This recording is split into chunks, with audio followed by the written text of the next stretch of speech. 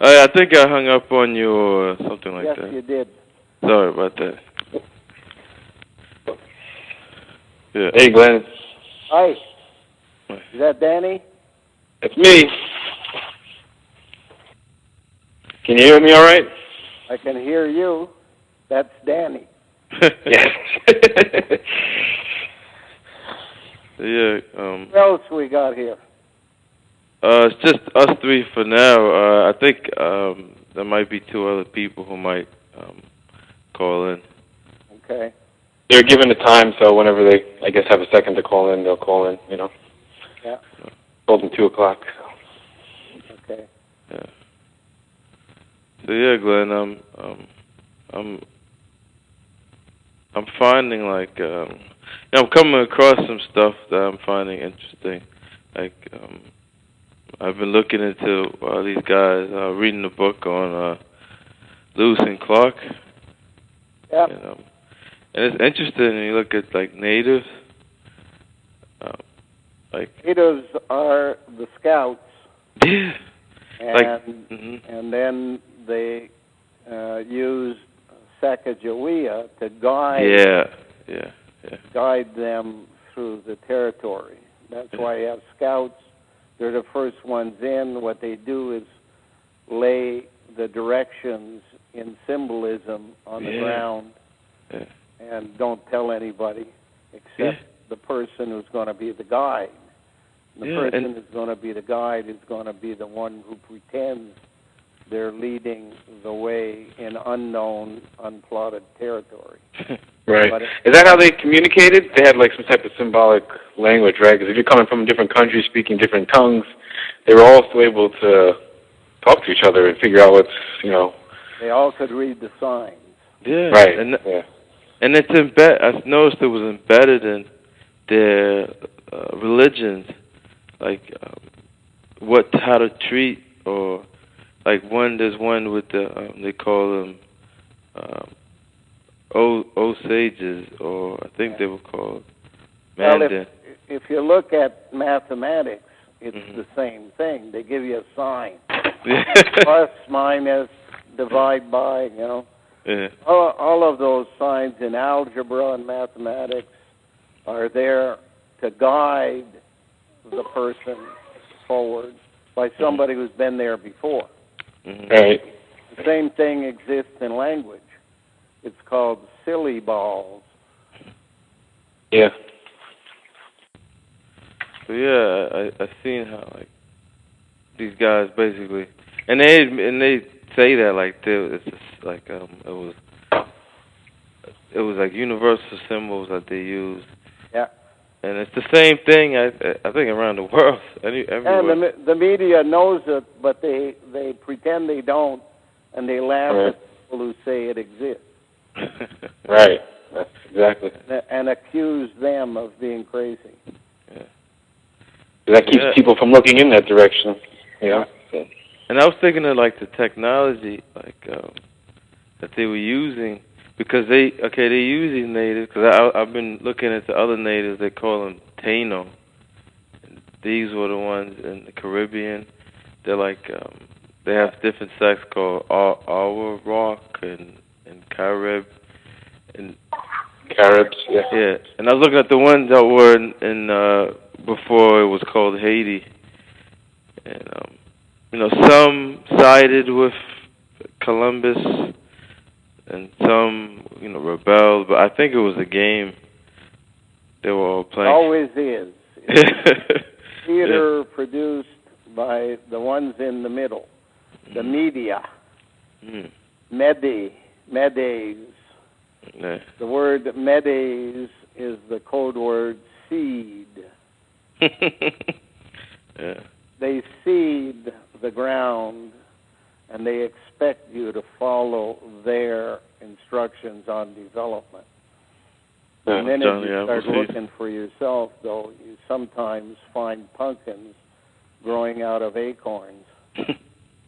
So yeah, they had this advanced technology, I think, biowarfare, because they say, the natives died because of diseases, but I think that's like they probably like set it all up so they would die from these diseases when they Absolutely. came. Like, only a computer could do something like that. That's so, like, thinking ahead of the game, you know? Maybe that's what they were doing when they, had all disease in Europe. They were kind of like, because they know how the human body works, like it becomes almost like immune to certain diseases, but ones that aren't exposed are like. Well, we talked before about maturity and immaturity, and the fact that one cannot be mature without having lived the experiences. Mm-hmm. And we had a good example of that last week with Michael, and I hope he gets on because I want to tell him that in fact he made a statement which is an absolute lie. I knew it was a lie then, but I wanted to do my job, which is to observe, analyze, and conclude rather than jump to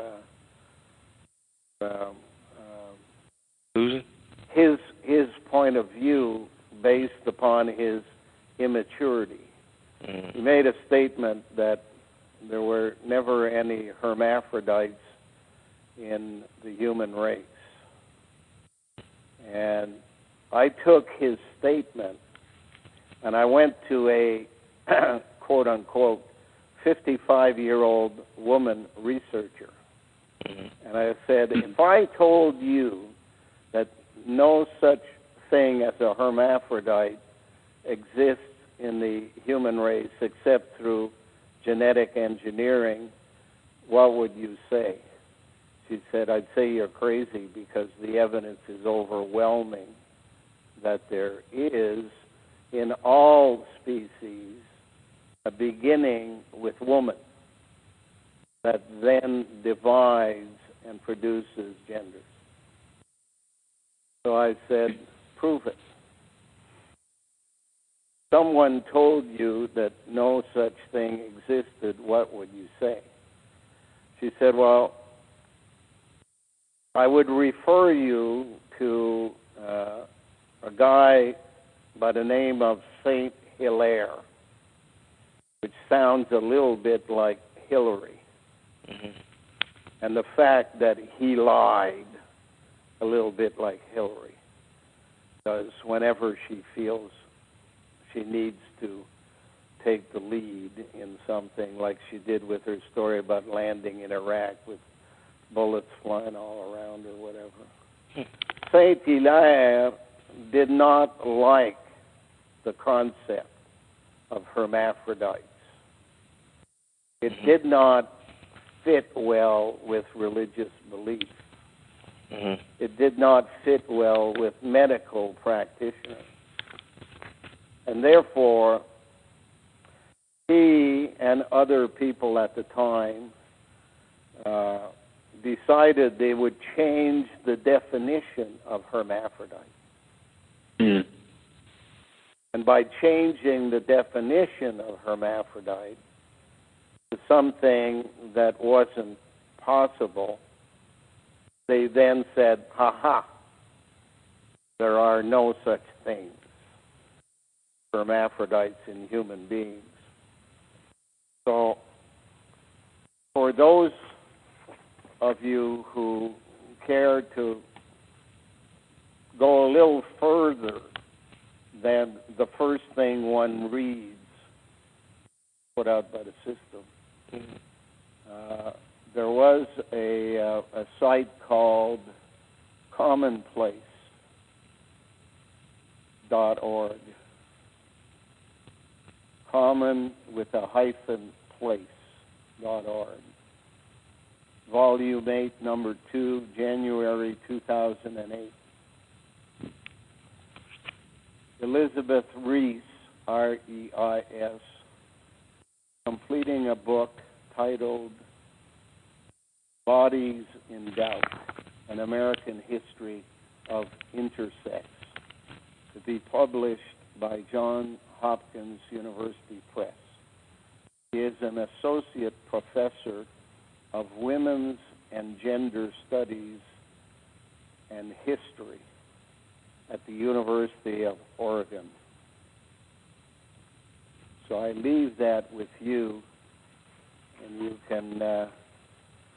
can tell Michael that when he grows up, he'll learn not to accept something just because he saw it on the mainstream press. And in there, he'll see that it's not just humans, but all advanced, highest class of animals.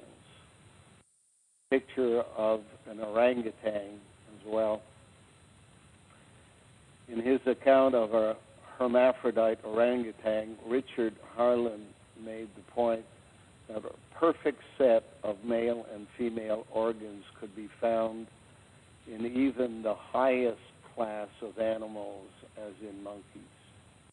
Also described a person living in Lisbon whose genitals united both sexes in apparently great perfection.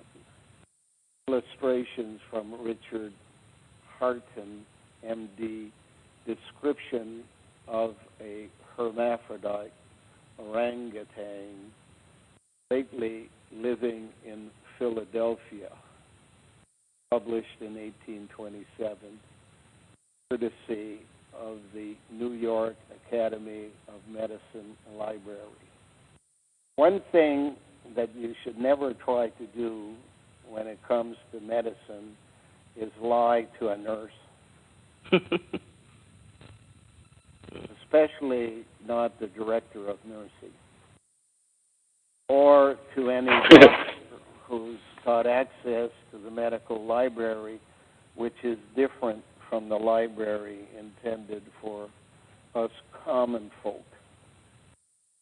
So I just thought I'd let you know that before Michael comes on, if he dares come on. Yeah, my father, medicine, I can never have a conversation with him, Glenn, about medicine, because it's impossible, because he used to think he used to swear he knew everything about medicine. And, he probably didn't know a lot. But, so I would never even talk about it. I think, is he on? Is that you? Mike, are you on now? Someone just came in from South California. Yeah, it's me, Mike. You just got on? Can you hear me, Michael? Yeah. Oh, hey, Glenn. How are you? I'm fine. I was just talking about you. About me? I was talking about the immaturity of young people who believe things they read and make then statements as if they were true, such as you did last week. And what did I do? Saying that I did not want to respond because I'm trained not to respond to things like that, but rather to go forward and get the evidence and then present it, which is something that it is hard for young people to do. And I'm not blaming you in particular, because I used to do the same thing when I was 30 years old. I thought I knew everything. I found out along the way, on my way to 55, that I didn't really know everything. Are you talking about the post about boars? We're talking about the hermaphrodite not being in the human species, which is a lie, that was fabricated in the 1800s, late 1700s and 1800s, by the medical profession and a guy by the name of Saint Hilaire. Saint Hilaire was a professional liar who fabricated stories. One of the problems the medical profession had and the religious people had was to explain hermaphrodites in human beings.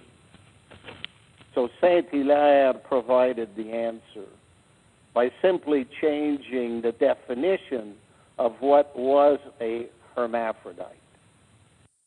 And then he could escape saying that the people that the doctors were looking at were in fact true hermaphrodites by changing the definition.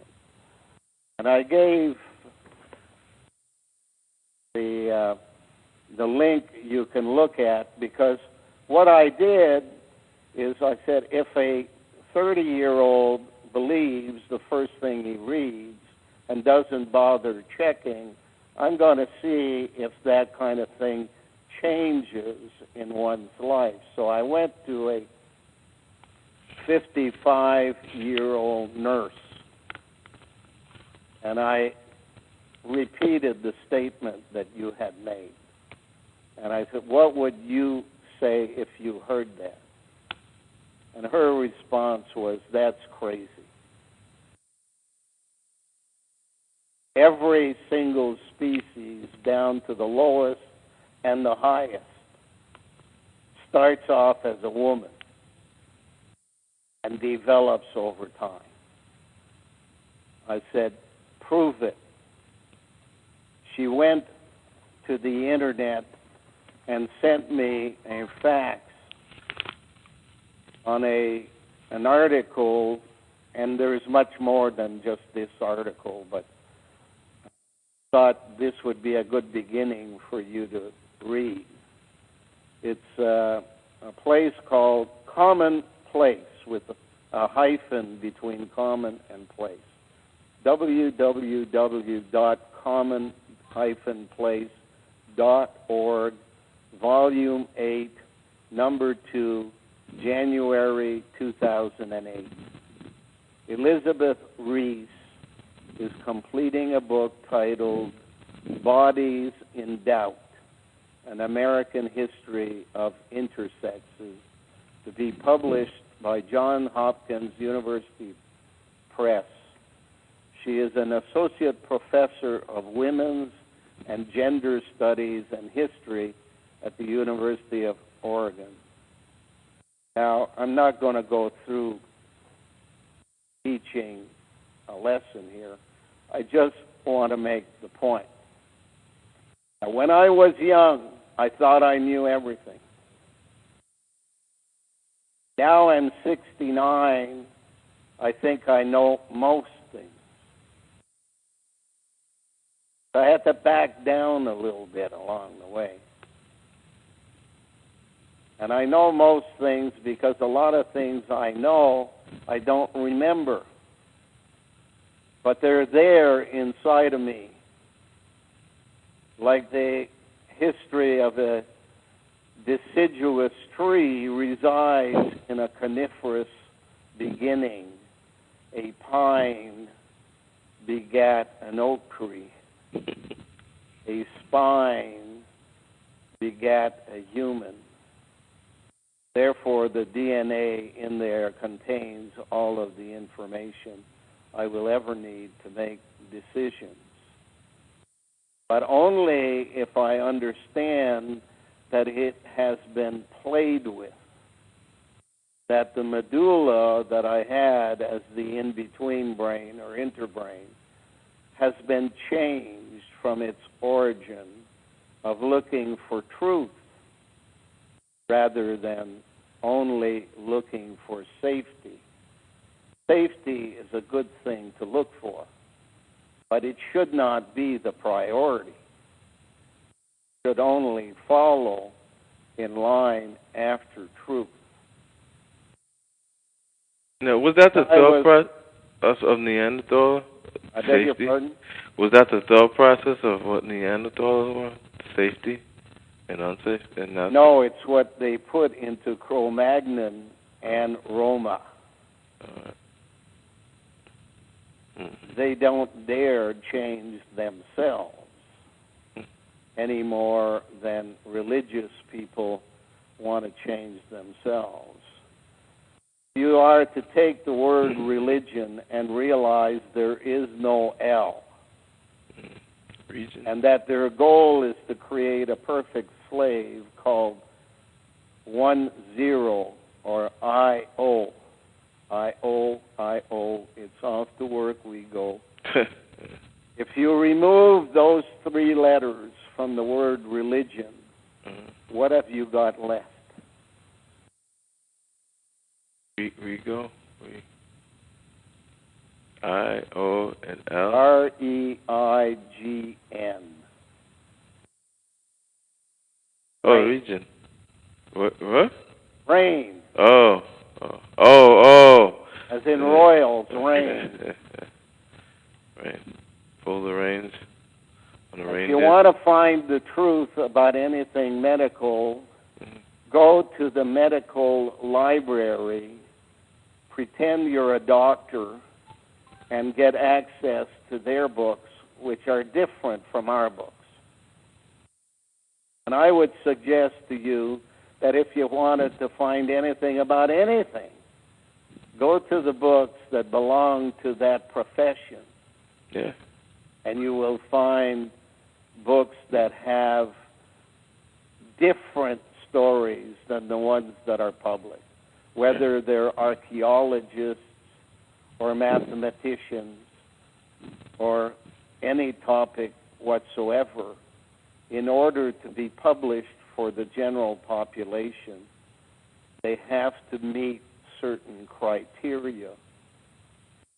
Truth is not among the criteria the books have to meet.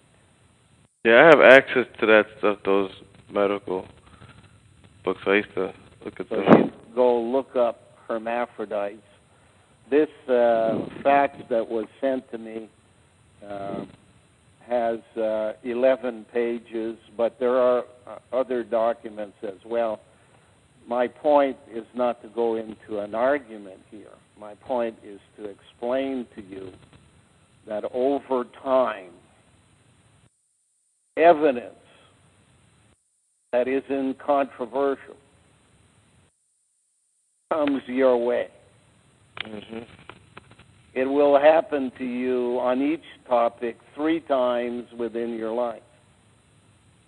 And by the 3rd time, if you haven't figured it out, your brain doesn't function.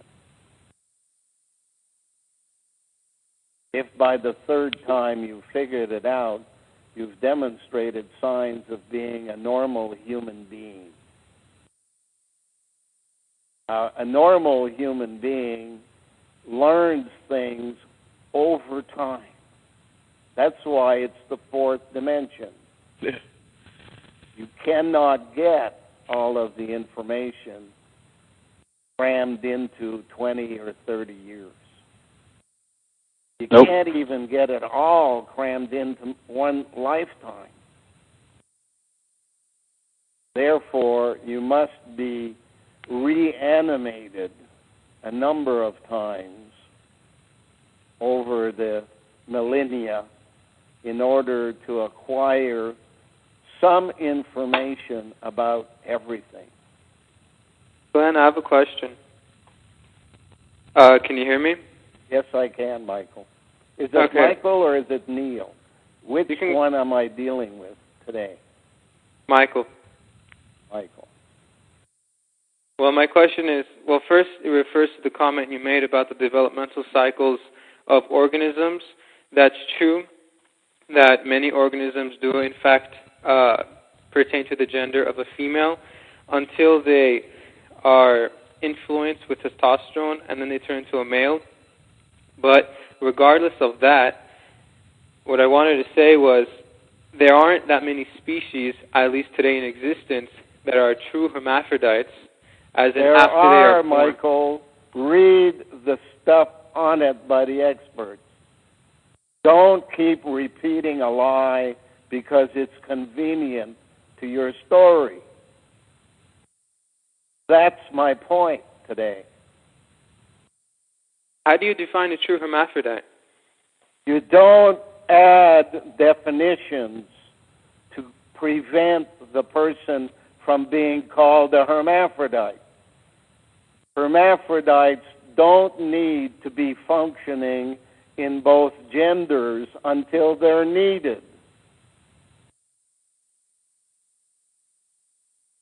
If the only male of a clan dies, Michael, a female among the clan will convert to a male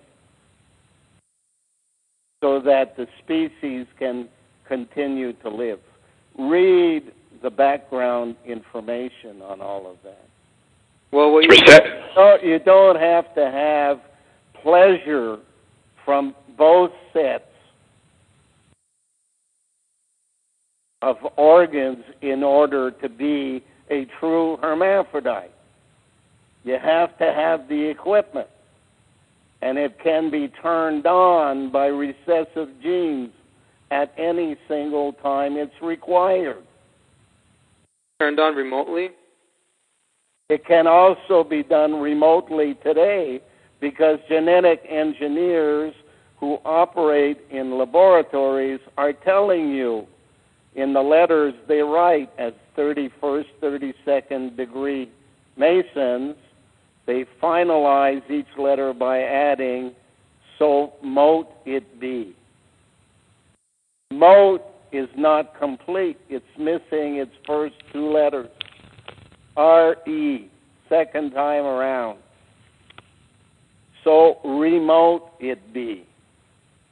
And therefore, the superego that deals as the referee between your id and your ego is not yours anymore. It can be communicated as information to you. The key word is raft in French. Radeau is the pronunciation of a raft in French. Therefore, their equipment for communicating is a radio.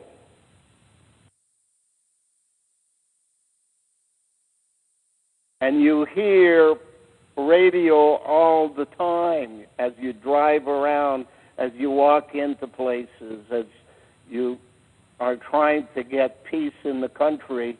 Somebody's brought a portable radio they turn on. I have a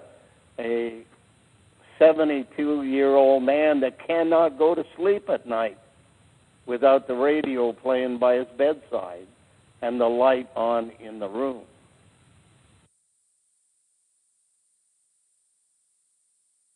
Well, what you just mentioned to me is more reasonable than what I thought you meant by true hermaphrodites. Well, that's because I took the time to ask the question of the person that was old enough to know. Well, what if I meant want to know how to play hockey, I don't need to ask a 65-year-old. But if I want to know about the things that control my life, medicine, mathematics, geography, geometry, archaeology, I know it's not available to the average person on the street. Therefore, I ask the question, but not just from one person. I need evidence from many people that this kind of stuff is a possibility. Not even a probability. As long as it's a possibility, then I have to work on the other side. How can they be doing it? And they are doing it. The earth doesn't have the word ear in it for nothing. It's a listening device. And if you know anything at all about electronics, you know that if you have a microphone, you also own a speaker. It's the same technology in reverse. Yep.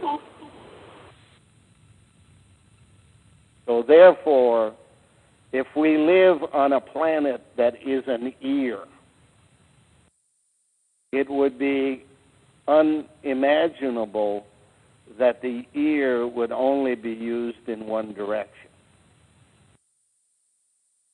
Therefore, why do Buddhists ask you to go to a awakened state of sleep? Same. So that you can be programmed without interference. That's what meditation is. It has medi in it too, so you got to go through some priest or middleman. That's the clue I see, man. That tells me is stay away from that stuff. See, when I was young, I used to say to a person who had a problem, "Did you hear the story of so-and-so? That person had a similar problem to yours." That may not be a very good idea until you check out the person's story. You may not want to give that person as an example, because the person's story may be exactly what you say it is. But if it ends up in tragedy, if it ends up proving the person loses all appeals to reason, then what you're doing is discouraging a person who has similar problems from trying to solve the problem. And discouraging a person who has a problem from trying to find a solution is not the best thing to do.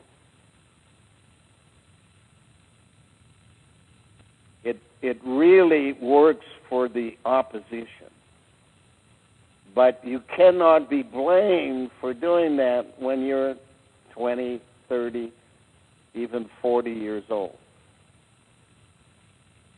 Their books tell you life begins at 40. That's because by 40, you joined Masonry at 20, and you paid them for degrees until you're 40. But life doesn't begin for a person on the day he's born. The person has to grow up first. He has to have a coming out party. Like he's got to be through his primary and secondary schooling, at least. So I wouldn't count a person to really be a person until they're 55.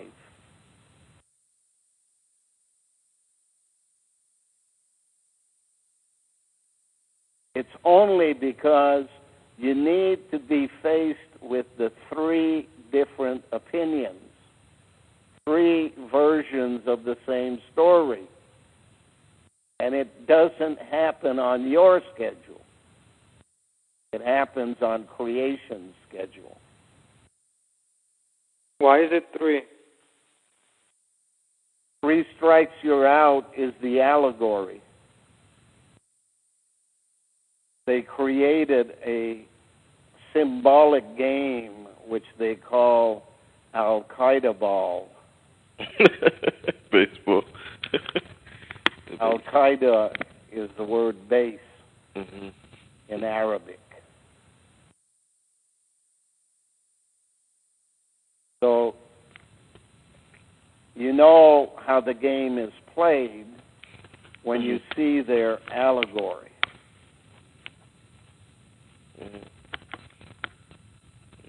Glenn, how many times do you think... how many times do you think 3 is a 3-sided pyramid. The lozenge. Incomplete pyramid. Diamond. In fact, before you can build a true pyramid, you have to dig a hole so that you can start at a point and come out from the ground to the level of the ground with a square. And then you build a 4-sided pyramid going up. It's no different with a tree. Trees, Or a tooth. I beg your pardon? I said, or a tooth. Or a tooth, yes. Trees, and I see it every day because I live in the bush.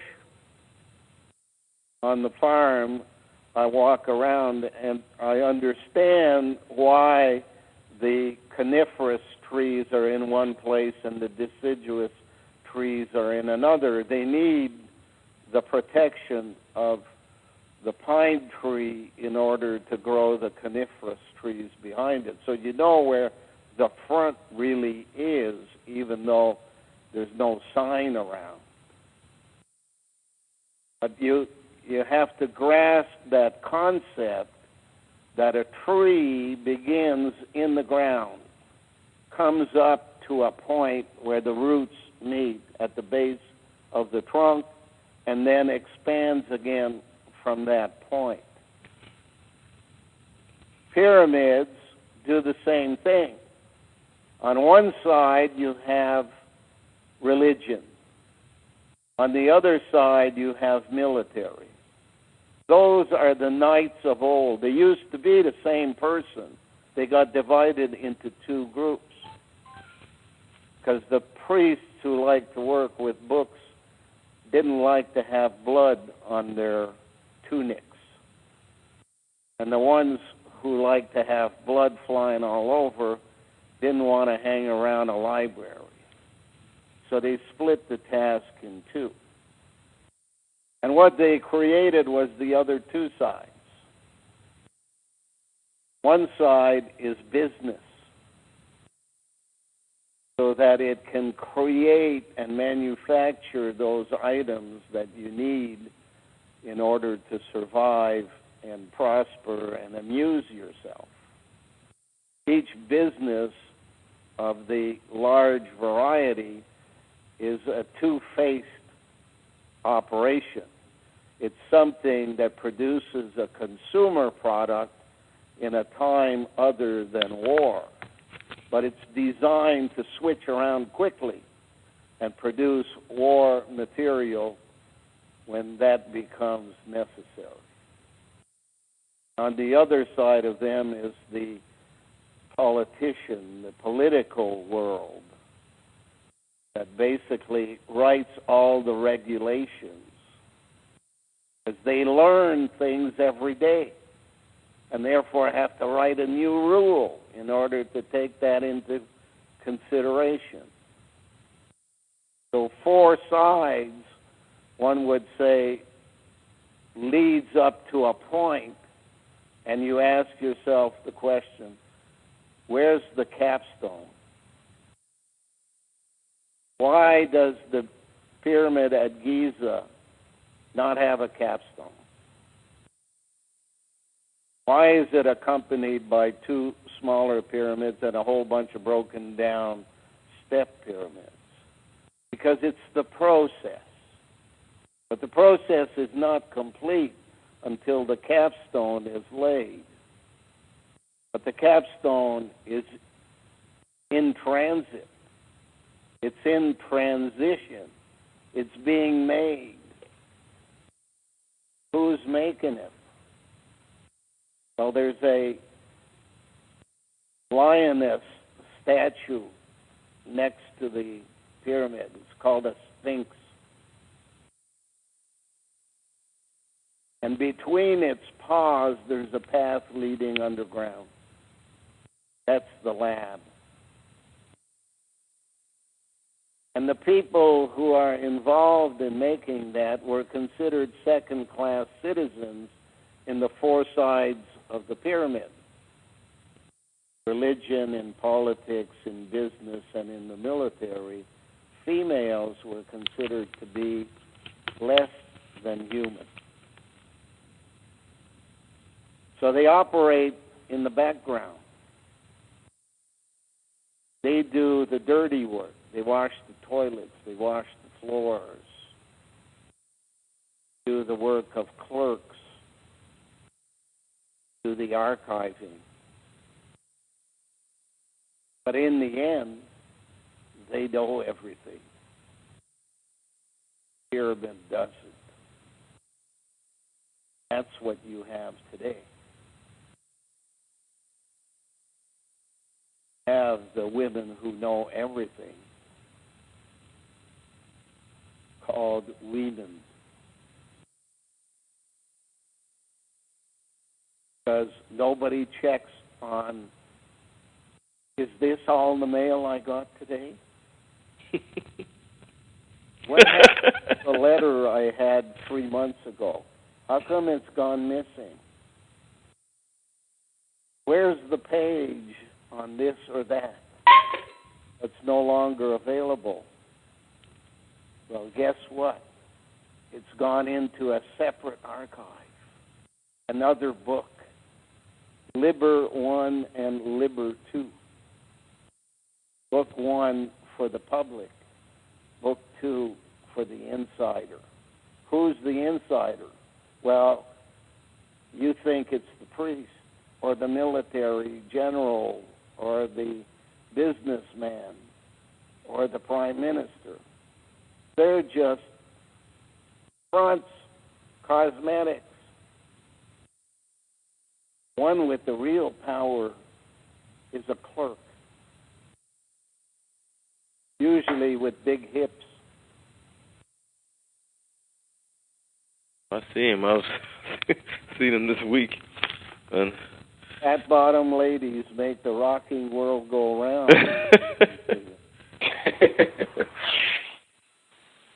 Now, Sphinx, think of it.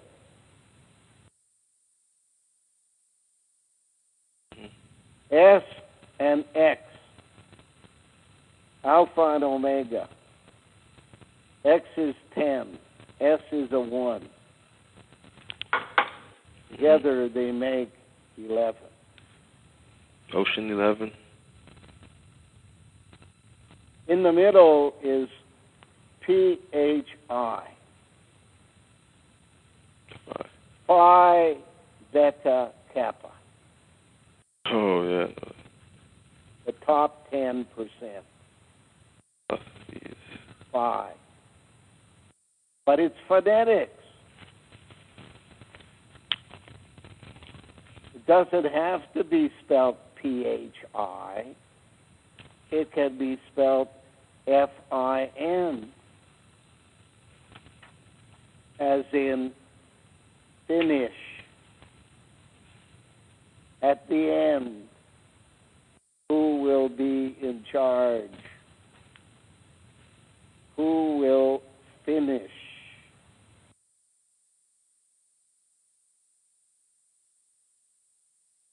Finland is made up of two groups of people. 4,000 years ago, a group of people called the Golden Hordes arrived in Finland. They had come from the east. 2,000 years ago, another group, Caucasians, came to Finland. The whitest of them all. They came from the west. Today, the Finnish people have the clearest definition in their genome, in their genetic code. Very, very few people have ever wanted to migrate to Finland. They are made up of two groups. Their DNA is about as original as it was at the beginning. If you went to England, you'd find the opposite. Don't know who a person is in England because there's been so many visitors from all over the world there that their DNA is now spread out. And you have to go through a much larger database than you would have to do in Finland. Is it an accident that the second group of white people arrived and they changed the calendar from BC to AD? Is it a coincidence that they wrote an allegory around that time to describe the shelf life of the individual?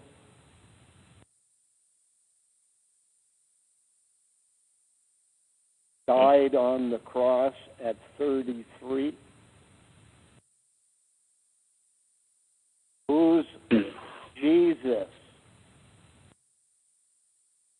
Pronounce it as if you were Spanish.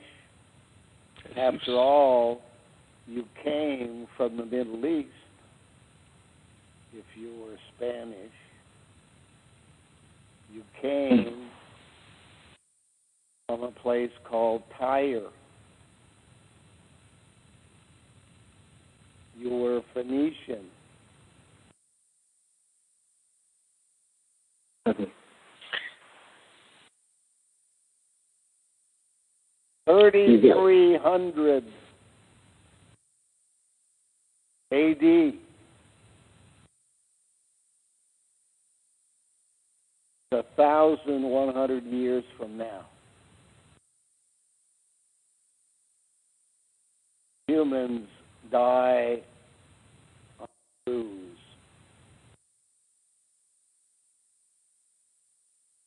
Jesus is pronounced, he's us.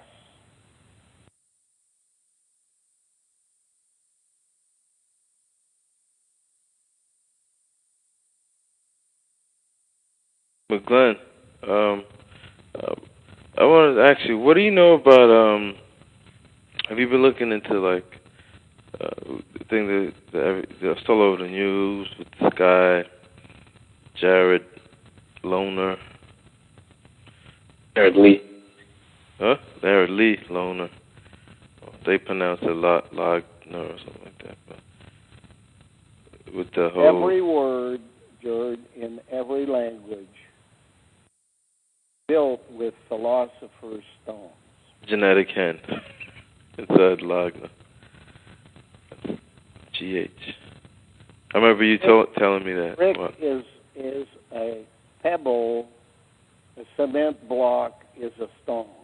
Mm-hmm. Silly balls. Phonetics is the common denominator of all language.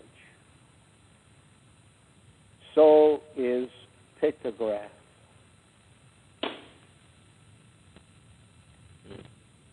Priests could leave Italy and go to any country in the world. They, in a matter of days, would know what the person was talking about. Not because they spoke their language. That took them years to practice.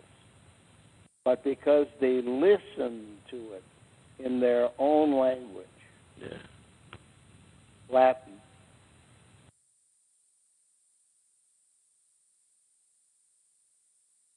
What's the root language? La is the. 10, the cover. 10 is 10. Oh. The 10 is the common denominator. 10 parts to a perfect slave.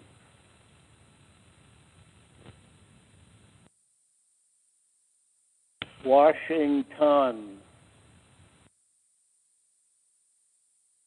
Ton. 2,000 pounds. The year 2000. Mm-hmm.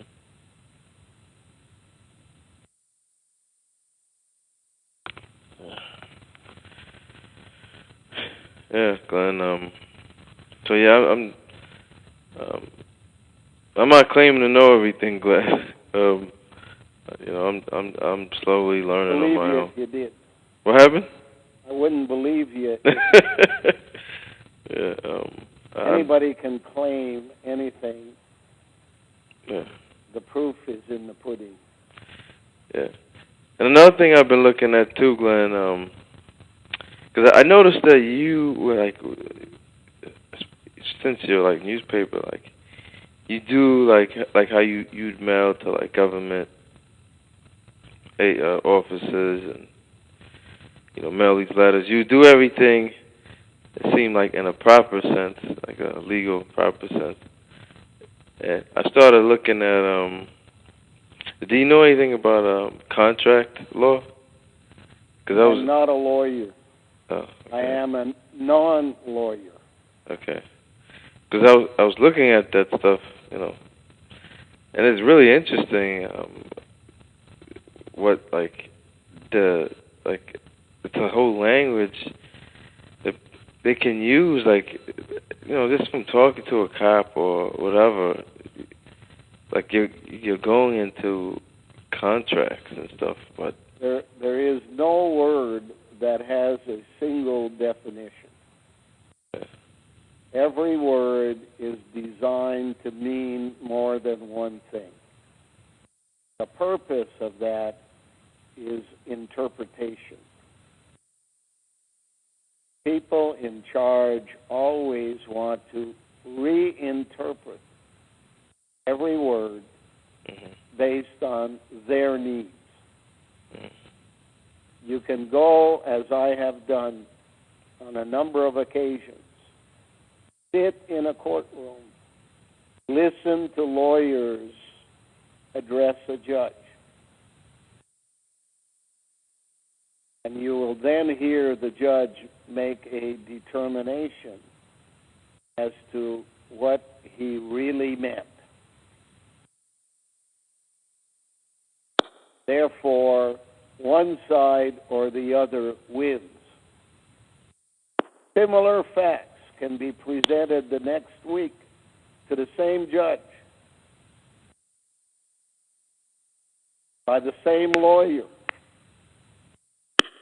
The next week, the judge interprets the decision in the opposite direction so that a different person wins the case.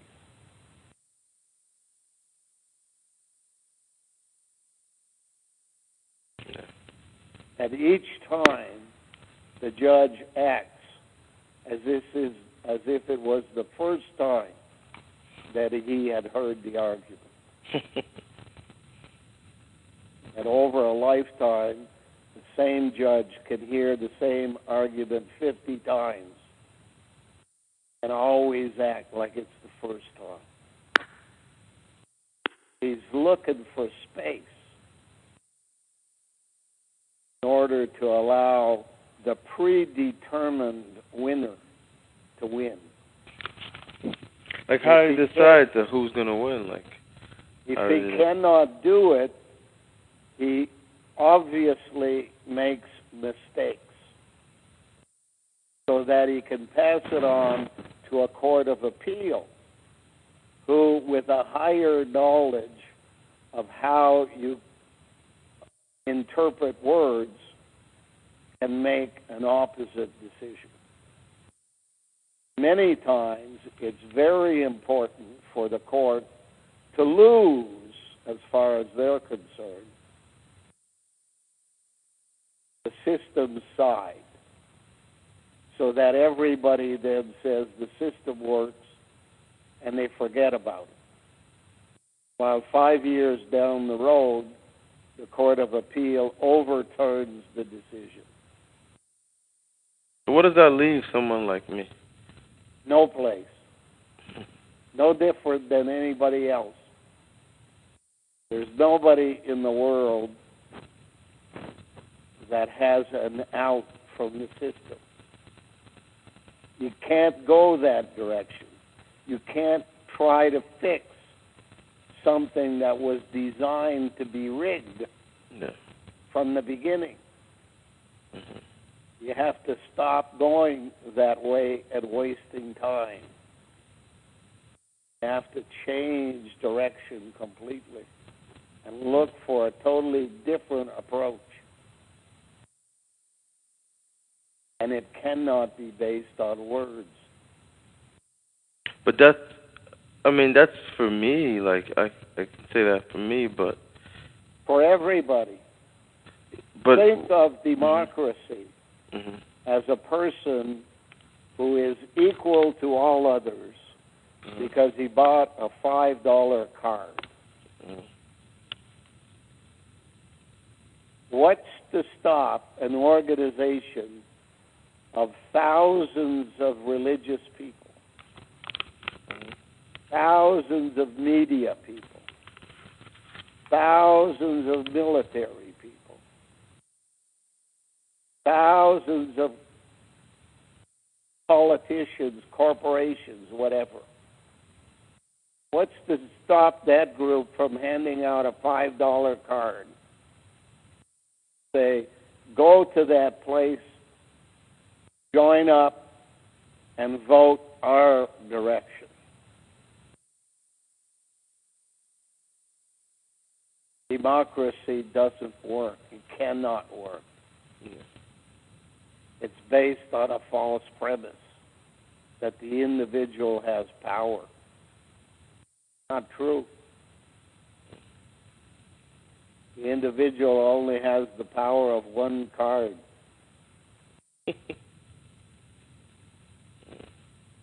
Because you say that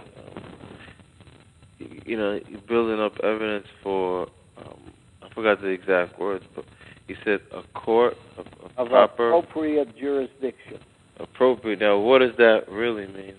Court of appropriate jurisdiction deals with the final recombination.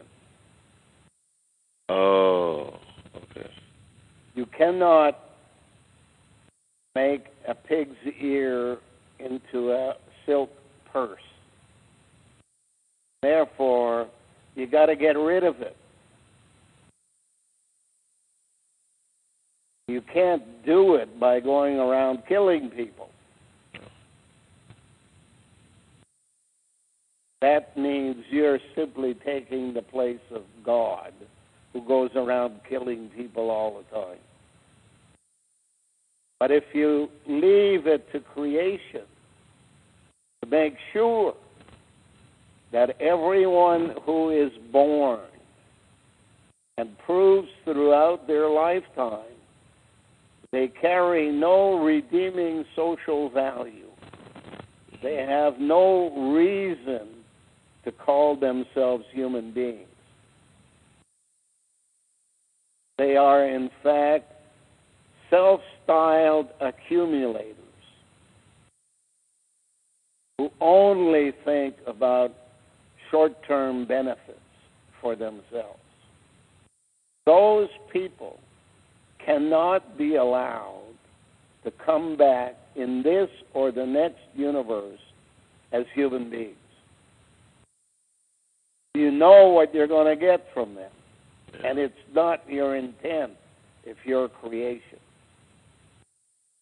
So you melt down their recipe to its individual components. Recombinant DNA. You recombine them. If the penalty is small, you send them back as something useful. Ants would be much more useful than politicians. They're the garbage pickers. But there are some people that you can't even allow a few 100,000 years to go by before they might become human again. So you got to go a step further. The worst condition I can imagine for living eternity is to live it as a slug.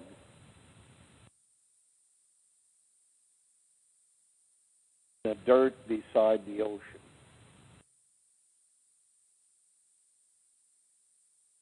And that's the penalty requested. The court of appropriate jurisdiction. Only creation can make that decision.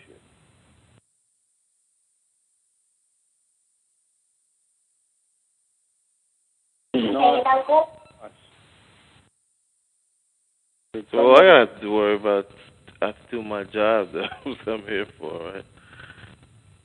There's only one way to get out of the mess we're in. That's to tell creation that with the experience 13.7 billion years of this universe, 4.5 billion years of this planet, something went wrong. We know that creation wanted us to be free, wanted us to be equipped with a talent that would allow us to do something we consider enjoyable all day long, wanted us to have the food we needed simply by picking it up off the ground or from a tree. But that's not what we got. What happened? What we got is a promise from creation. Ask and you shall receive. And somebody asked to be in charge. And we call that hijacker God. And once he got in charge, he changed the rules.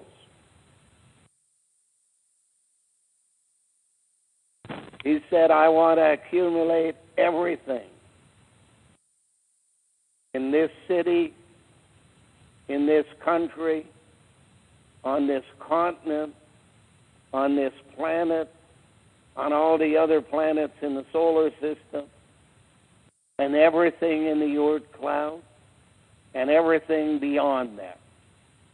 The minute he did that, the timing belt slipped. And everything in evolution turned to evolution.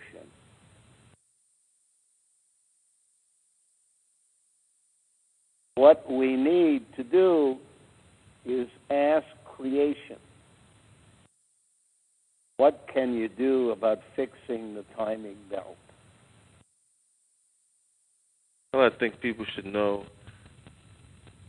the real story, what really happened, because people are working with the premise that God's laws, as they say, is the absolute truth.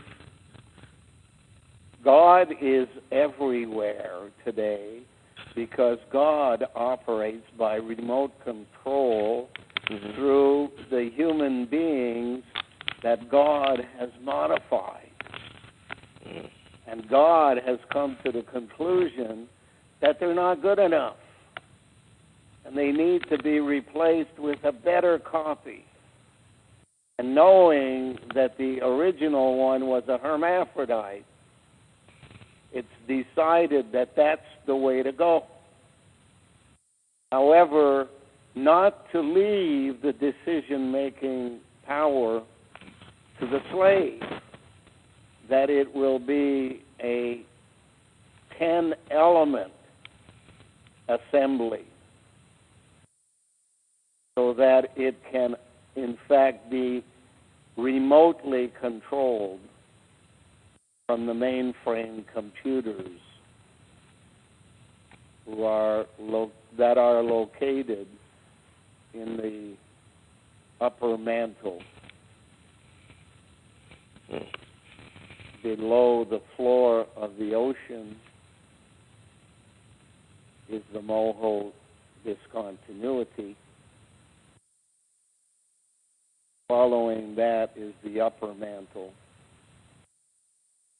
Then what protects you from the water, from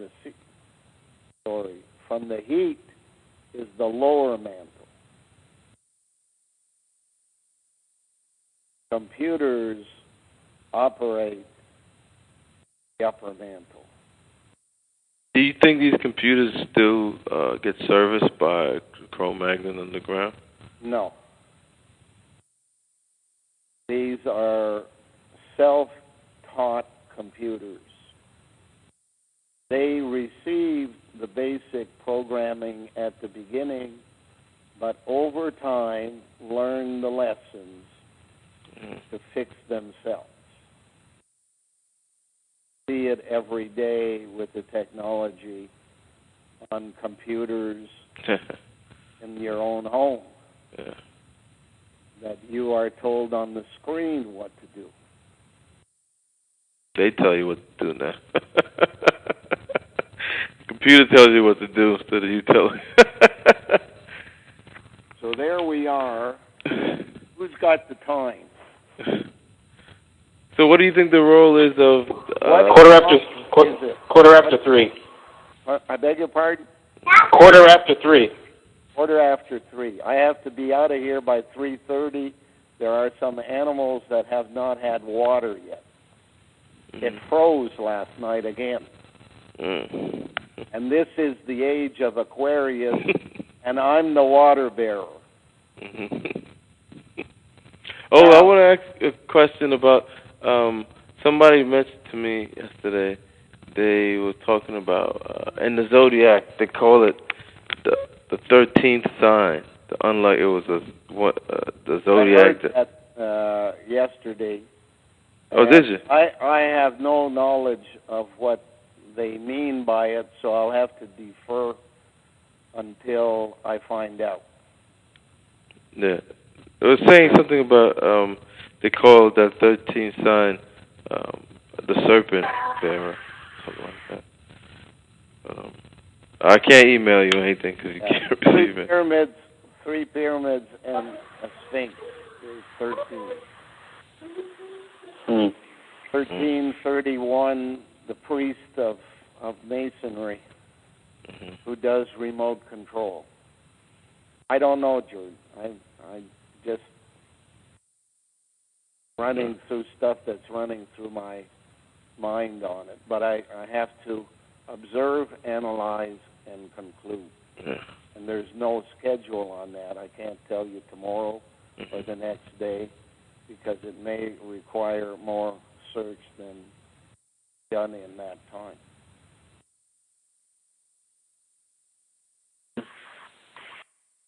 The only advantage I have over you guys by living on this planet, mind you,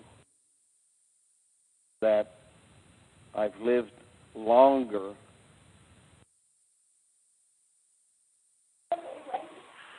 Yeah.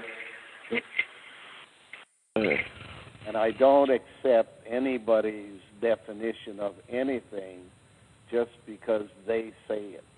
And I'm telling you that about the things I'm telling you.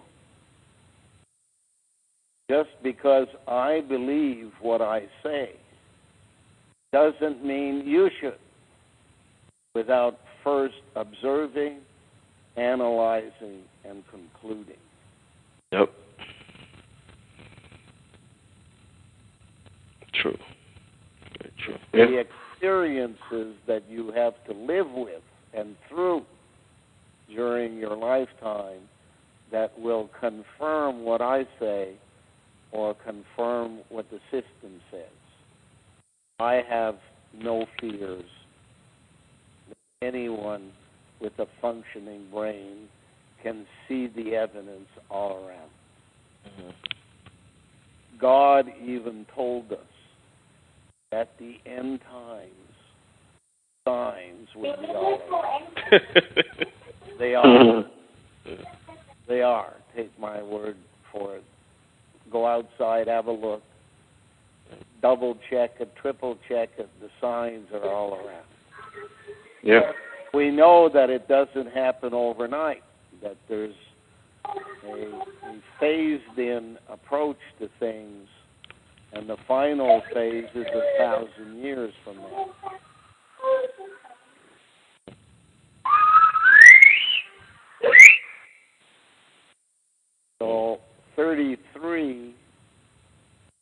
means 3,300. We are phase 1, northern hemisphere. 2,162, rounded off, 2,062, rounded off, and 2,100, 2 and 1. Next one is 1,000 years later. The cleanup afterwards, 3,300, is not impossible as being the final day. Not the end of the planet, end of the people who live on the planet. And we can't reverse what has been done.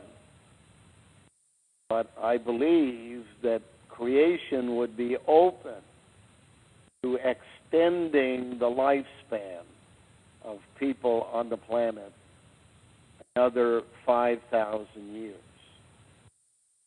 I say that because Alder Amin, the second son, is not due until the year 7,000 or thereabouts. So let's use the 5,000 years to figure out how the hell to get out of here. We are, in fact, in a container. We live in a 4-dimensional egg shape. If we have the information on the gateway out, that was a reverse of the gateway in, that would be a 5th dimension. The place we would end up being in would be the 6th dimension. It's where the alterations occur, number 7. And the building of new universes, number 8. We can get to the 6th dimension if we can remember with creation and we stop being energy and become matter again. White matter. If we are part of creation, it's because we brought to creation lessons that needed to be incorporated. Creation knows everything, but has no senses. It's not a human being. We, on the other hand, have the feelings that go along with the things we learn. And if we don't depend solely on our medulla that's been tampered with, feelings that we have are based upon good and evil.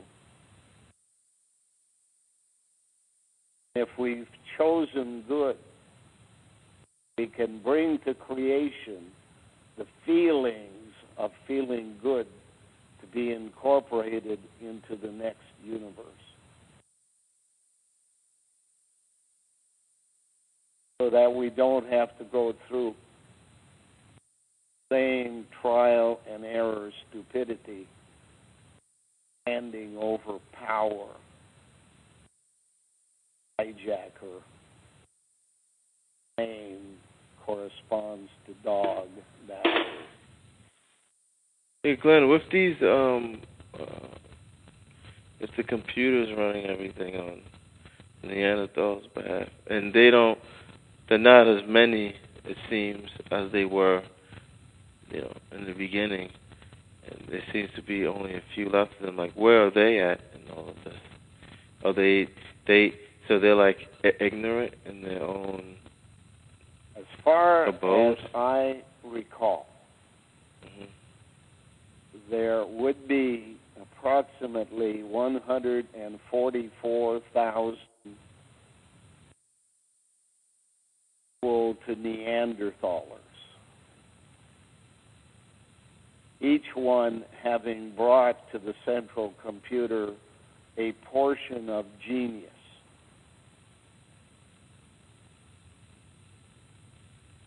And as far as I know, they're still there. Whether they are involved or not, I can't tell you. So now that the computers have got enough information in them to run on their own, they may be sitting around a bar just looking up at us, wondering how well we'll make out. But they have defined two groups of people starting in 40,000 BC. They made Cro-Magnon in their image. Starting in approximately 8,000 BC, 10,000 years ago, they made Roma. Roma was to be divided to groups of wanderers who would wander across the earth. Name given to them by some is gypsy. Others call them aboriginals. They are the bottom up. Cro-Magnon worked the top down.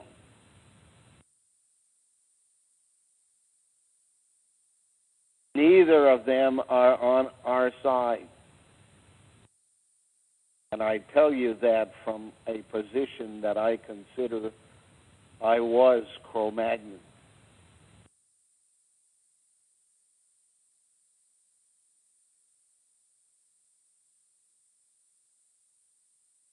The original people were the hermaphroditic clan mothers of Africa and the original Neanderthalers, whom I suggest came from a place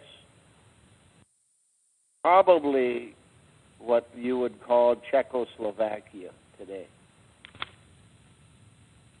They hand out the checks.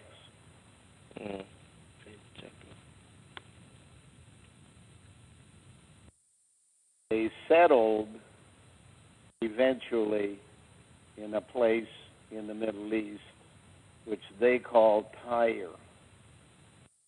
It's a play on roll, let's roll.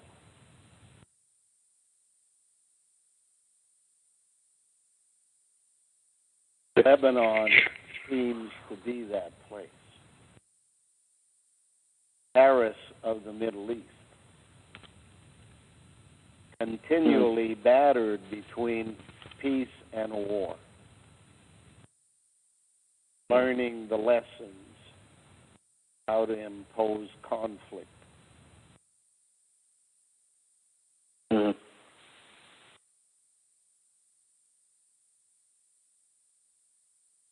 Jordan seems to be a place from which control by India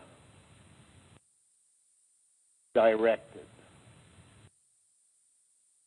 India used to own the land we now call Pakistan.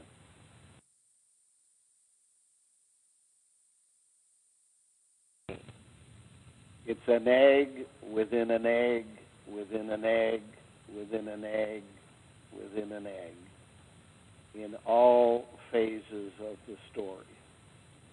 The original Trojan horse. A hermaphrodite made up of 10 elements will be a Trojan horse that looks like woman, built like man on the inside, but is ruled by the nickel-colored mineral that always covers copper. Fence is always policemen called cops or copper, because they are remade over and over and over again as policemen.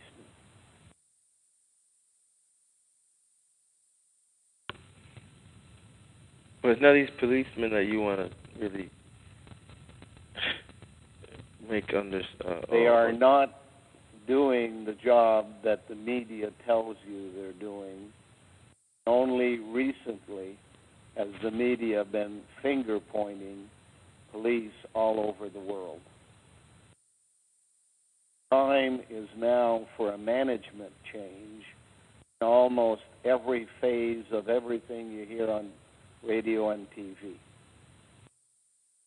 Management change seems to be, at this time, to go from human beings of two genders, women who are of combined genders, unified. But they're not done yet. They have to put all the pieces together, and that will take 10 years. By 2020, you'll know the difference. It won't be as subtle as Hillary is to Laura Bush. It will be much clearer who's in charge. Yeah, and it's going to be so obvious. And do you think anybody will even react? I am not interested in who else but me reacts. I leave that to them. Yeah. I react. I'm reacting now. And I've been reacting since I was 57 years of age. Oh, Heinz ketchup? Yeah. Made of many elements. Gotta go now. All right, good. Talk to you. You guys keep it up. All right. All right. Take care. Bye.